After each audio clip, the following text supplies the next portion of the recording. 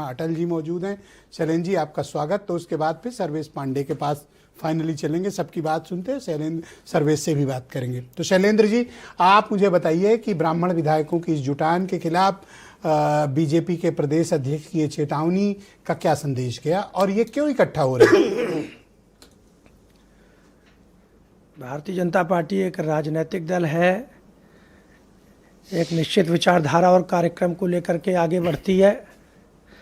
अभी मुझे स्मरण है कि पिछले 25 तारीख को प्रेरणा स्थल पर डॉक्टर श्यामा प्रसाद मुखर्जी, पंडित दीनदयाल उपाध्याय और जब अटल जी की प्रतिमा का अनावरण हुआ तो मीडिया में खबरें चलाई गई कि विरोधियों की आपत्ति है कि ये प्रेरणा स्थल नहीं है, ये तो एक जाति विशेष के लोगों का ये स्थान है और वहाँ पर उन्हीं की मूर्ति लगाई गई है। एक राजनीतिक दल है, वो ब्राह्मणों को लेकर के राजनीति कर रही है। उसके बाद दूसरी घटना आ गई। अब इसके बाद में आरोप ये लगाया जा रहा है कि ब्राह्मणों के साथ में पार्टी से शो कॉज नोटिस जारी हो रहा है, उनको टाइट किया जा रहा है कि आप ऐसा क्यों कर रहे हैं, आप बैठक नहीं कर सकते। हाँ। तो मुझे लगता है कि ये एक राजनीतिक विषय और एक पार्टी के भीतर का आंतरिक मसला है। उसमें दो लोग हैं, पार्टी का प्रदेश का नेतृत्व है, पार्टी के वो विधायक हैं, उसमें हमारा ये लोग नहीं है कि हम आपकी भूमिका संदिग्ध दिख रही है। आप किधर खड़े हो? संघ की क्या एक बात बताओ कि क्या कोई भूमिका संदिग्ध नहीं है। हमारे मित्र भी पूज्य सरसंघचालक जी को कोट कर रहे थे कि उन्होंने परशुराम जी पर कोई टिप्पणी कर दी और उसके बारे में सारी मीडिया में फैक्ट चेक हो चुका है। बताया गया कि वो पोस्ट कार्ड फर्जी वायरल किया गया है, लेकिन उसके बाद भी वो वही टेप रिकॉर्डर चला रहे हैं कि मोहन भागवत जी ने ऐसा कह दिया। ऐसा कोई बयान उनका नहीं है, नहीं ऐसा कोई पत्र उन्होंने जारी किया है। अगर ये ब्राह्मण एमएलए इकट्ठा भी होते हैं तो अगर ये कोई राजनीतिक षड्यंत्र कर रहे हो, पार्टी के खिलाफ कोई काम कर रहे हो, तो इन पर कार्रवाई जरूर होनी चाहिए। लेकिन ये सत्र के दौरान इकट्ठा हैं और ये दोबारा न मिलने पाए, आखिर कौन है जो इनको नहीं मिलने देना चाहता? ऐसी क्या समस्या है? मुझे नहीं लगता कि राजनीतिक दल में किसी के मिलने जुलने पर कोई प्रतिबंध लगाया जाता है।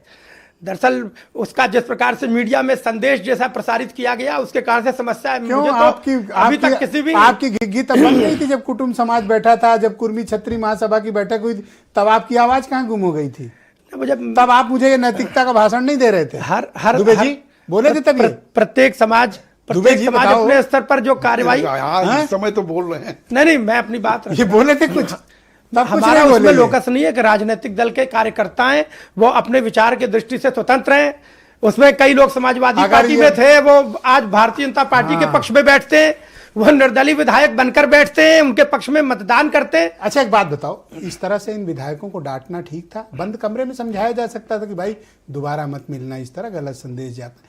लेकिन पब्लिकली प्रेस नोट जारी करना और फिर कम से कम 100 मीडिया वालों को बुलाकर फिर इन विधायकों को बेइज्जत करना, फिर डांटना और धमकाना कि अगर दोबारा मिले तो ठीक है। हालांकि ठीक है कि ये इनमें से 1-2 विधायकों को छोड़ दो तो सब डर भी गए हैं, विचारों की घिग्गी बंधी है, डर गए हैं बहुत, मतलब इकट्ठा नहीं हो पा रहे हैं डर के मारे। कोई राजनीतिक दल इस प्रकार कोई राजनीतिक दल इस प्रकार से व्यवहार नहीं करता।